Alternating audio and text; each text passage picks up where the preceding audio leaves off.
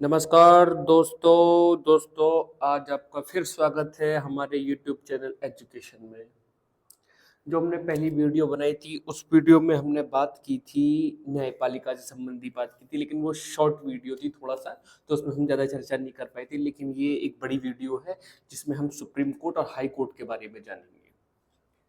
तो चलिए बात कर लेते हैं सुप्रीम कोर्ट के बारे में।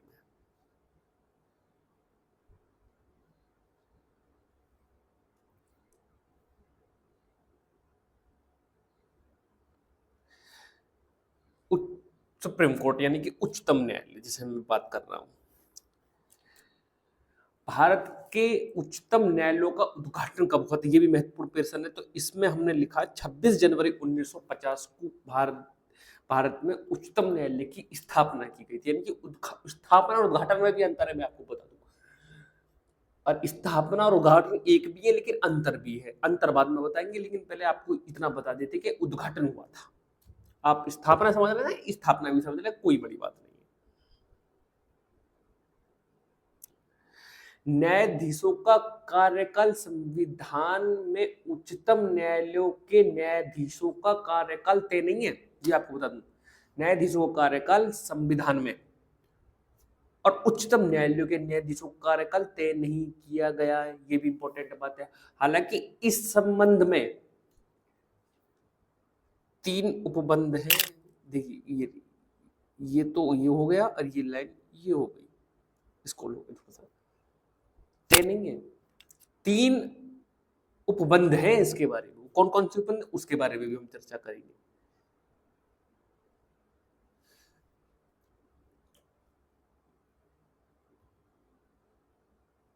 पहला उपबंध,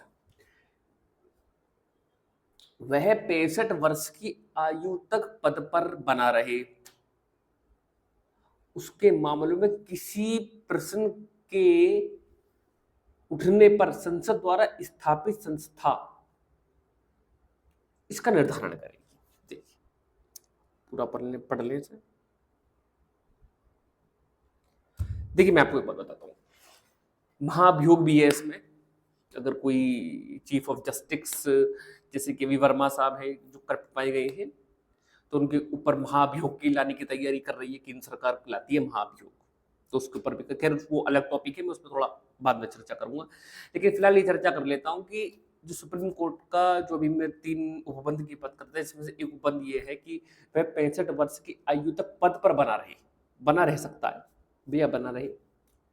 उसके मामलों में किसी प्रश्न के उठने पर संसद द्वारा स्थापित संस्था इसका निर्धारण करेगी। यानी कि जो स्थापित संस्था बनाई हुई है वो इसका निर्धारण करेगी, ये भी समझना है। दूसरा पॉइंट, वह राष्ट्रपति को लिखित त्याग पत्र दे सकता है। वह राष्ट्रपति को लिखित त्याग पत्र दे सकता है, ये महत्वपूर्ण पॉइंट है, इसे इंपॉर्टेंट डाल दीजिए। ठीक है।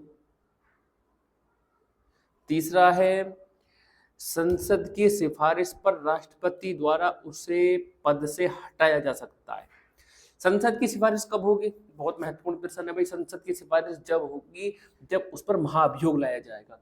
संसद वैसे रिकमेंडेशन नहीं करेगा कि संसद ने किसी को भी हटाने के लिए नहीं, महाभियोग लाया जाएगा तभी संसद की सिफारिश पर राष्ट्रपति द्वारा उसे पद से हटाया जा सकता है। ये भी महत्वपूर्ण पॉइंट, इंपॉर्टेंट डाल लेता हूँ, देख लो भैया।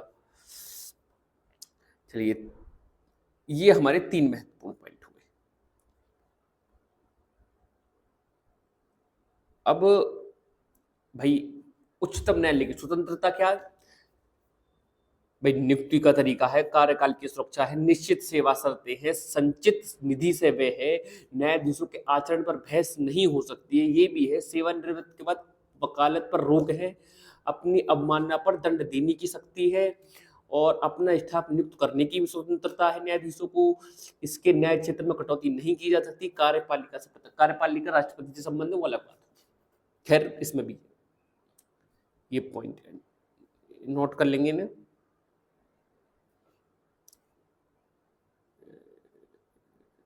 नोट कर लेंगे।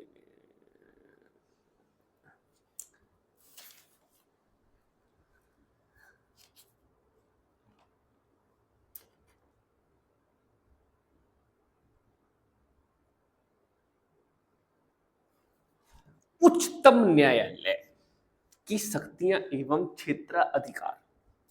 ठीक है, मैं आपको एक बता दूं, शक्तियां और क्षेत्राधिकार दो बातें हैं, दोनों बातों में डिफरेंस है। शक्तियां अलग बात होगी, क्षेत्राधिकार अलग बात हो गया। फिर बात कर लेते हैं क्या क्या है।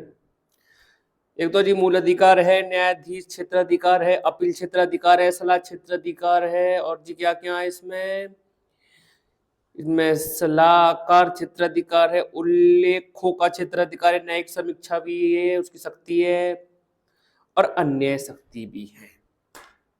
ये भी इंपॉर्टेंट है, मैं आपको बता दूं, ये भी इंपॉर्टेंट है। अब थोड़ा सा अधिवक्ता भी आ जाता है इसमें। इसमें अधिवक्ता भी होती है, आपको पता भी हो कोर्टों में, जैसे वरिष्ठ अधिवक्ता, एडवोकेट ऑन रिकॉर्ड, और अन्य अधिवक्ता होती है इसमें।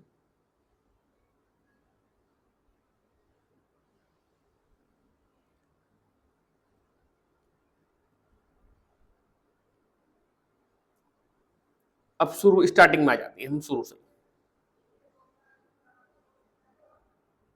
यहाँ पे सुप्रीम कोर्ट में देखिए। उच्चतम न्यायालय का मैं आपको बताऊं, अमेरिका संविधान के विपरीत भारतीय संविधान ने एकीकृत न्याय व्यवस्था की स्थापना की है। और जो उच्चतम न्यायालय यानी कि सुप्रीम कोर्ट का जो सुप्रीम कोर्ट जो लिया गया है वो अमेरिकी संविधान से लिया गया, अमेरिका से लिया गया, अमेरिकी संविधान से, जिसमें शीर्ष स्थान पर उच्चतम कोर्ट यानी कि सुप्रीम कोर्ट और उसके अधीन उच्च कोर्ट यानी कि हाई कोर्ट, और एक उच्च न्यायालय के अधीन और राज्य के नीचे यानी कि अधीनस्थ न्यायालय यानी कि लोक अदालत होंगी, डिस्ट्रिक्ट कोर्ट होंगी, श्रेणियां हैं। श्रेणियां किस प्रकार हैं देखो मैं आपको बता रहा हूं, जिला न्यायालय भी है, अधीनस्थ न्यायालय की भी न्यायालय है, और न्यायालयों की यह एकल व्यवस्था भारत सरकार अधिनियम 1935 से ग्रहण की गई है। ये भी इंपॉर्टेंट मैं आपको बता दूं, और यह केंद्रीय एवं राज्य विधियों को लागू करती है। ये भी इंपॉर्टेंट बात है। भारत में अमेरिका की तरह, भाई भारत भी अमेरिका की तरह संघीय देश है, लेकिन भारत में एकीकृत न्यायपालिका और मूल विधि एवं न्याय की एक प्रणाली है। ये भी मैं आपको बता दूं भारत में। अब नेक्स्ट वीडियो में हम बात करेंगे उच्चतम न्यायालयों के गठन, स्वतंत्रता, न्याय क्षेत्र, शक्तियां, प्रक्रिया आदि उल्लेख करेंगे। संसद भी उनके विनियमन के लिए अधिकृत है, ये भी चर्चा करेंगे। संरचना और नियुक्ति की भी चर्चा करेंगे, न्यायाधीशों की नियुक्ति की चर्चा करेंगे, परामर्श पर विवाद इसकी भी चर्चा करेंगे, और मैं आपको बताऊं इसमें शपथ और वेतन की भी चर्चा करेंगे, निष्कासन की भी चर्चा करेंगे, सेवानिवृत्ति की चर्चा करेंगे, स्थान और प्रक्रिया के बारे में भी चर्चा करेंगे, उच्चतम न्यायालय की स्वतंत्रता के बारे में चर्चा करेंगे, महाभियोग के बारे में चर्चा करेंगे, जैसा कि मैंने पहले बताया था। उच्चतम न्यायालय की शक्ति एवं क्षेत्राधिकार की बात करेंगे, जो अभी मैंने बता दिया, लेकिन डीपली भी बता देंगे नेक्स्ट वीडियो में। उच्चतम न्यायालय के अधिवक्ता भी बता देंगे। तो ये है, इसमें मैं आपको बताऊं तो एक सुप्रीम कोर्ट की अलग से वीडियो में बनाऊंगा, इसमें सुप्रीम कोर्ट के ही बारे में बताया जाएगा, लेकिन ये थोड़ा लॉन्ग वीडियो ज्यादा नहीं होगा, थोड़ा मीडियम वीडियो बनाया जिसमें उच्चतम न्यायालय का हिंट दे दिया जाएगा और उच्च न्यायालय का हिंट दे दिया जाएगा, जिससे आपको आइडिया हो जाएगा जब नेक्स्ट वीडियो बनाए तो आपको चीजें समझ में आने लग जाएगी।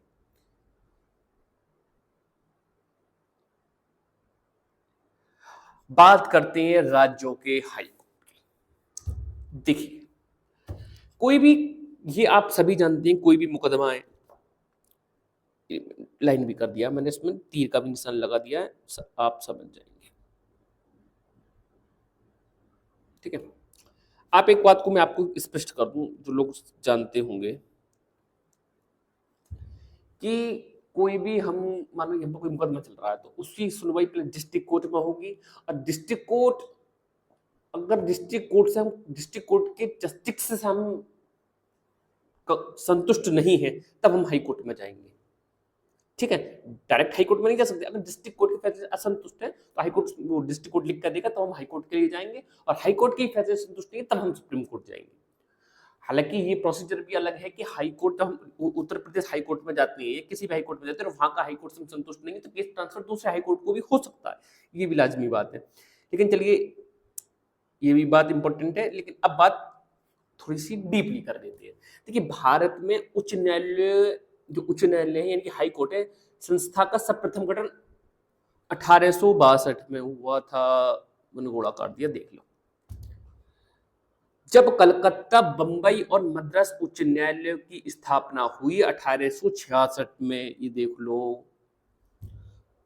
तो चौथा उच्च न्यायालय की स्थापना इलाहाबाद प्रयागराज में हुई। ये पहले इलाहाबाद था, अब प्रयागराज है।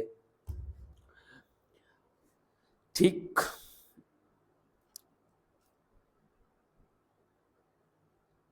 उन्नीस 1950 के बाद प्रांत का उच्च न्यायालय संबंधित राज्यों का उच्च न्यायालय बन गया। ये भी इंपॉर्टेंट बात है। ठीक।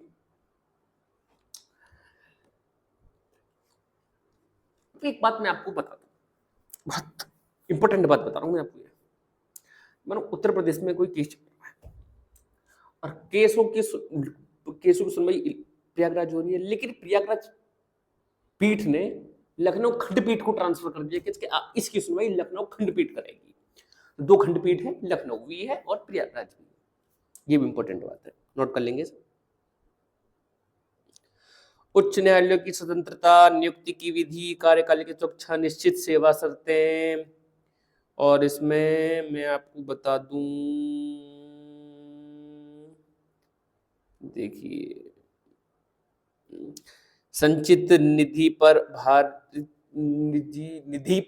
भारित व्यय, न्यायाधीशों के कार्यकाल पर चर्चा नहीं की जा सकती, सेवानिवृत्ति के बाद वकालत पर प्रतिबंध। ये भी सुप्रीम कोर्ट में भी यही रूल था, इसमें भी यही रूल है।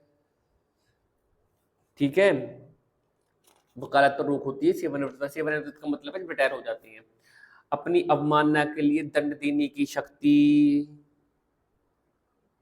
अपनी अवमानना मतलब यानी अगर कोई उन्हें उल्टा बोलता है या कोई जुडिशरी के खिलाफ कोई बदतमीजी की बात करता है तो उसके खिलाफ उन्हें दंड देने का भी अधिकार है। अपने कर्मचारियों की नियुक्ति की स्वतंत्रता भी होती है। ये वही पॉइंट है, बस थोड़े बहुत पॉइंट अलग होंगे इसमें। इसके न्यायिक क्षेत्र में कटौती नहीं की जा सकती, ये भी वही है। कार्यपालिका से पृथक्करण, ये भी वही पॉइंट है। और उच्च न्यायालयों के न्याय क्षेत्र की शक्तियां, प्रारंभिक क्षेत्र, रिट दाखिल करना और परमादेश की शक्ति, अधीनस्थ न्यायालय, अभिलेख, न्यायिक समीक्षा। परमादेश नहीं है इसमें, हाँ पर्यवेक्षी है इसमें, तो की शक्तियां, ये इसमें चीज है। तो अभी मैंने आपको एक हिंट बताया है कि हम उच्चतम न्यायालयों की ये कार्य हैं और उच्च न्यायालयों की ये स्वतंत्रता है, शक्तियां ये हैं उच्च न्यायालय की भी, उच्चतम न्यायालय की भी। अभी मैंने आपको दोनों में डिफरेंस क्रिएट करा है। नेक्स्ट वीडियो में हम इनके ऊपर संक्षिप्त रूप से चर्चा करेंगे, जिसमें उच्चतम न्यायालय भी होगा और उच्च न्यायालय भी होगा। तब तक के लिए धन्यवाद, नमस्कार।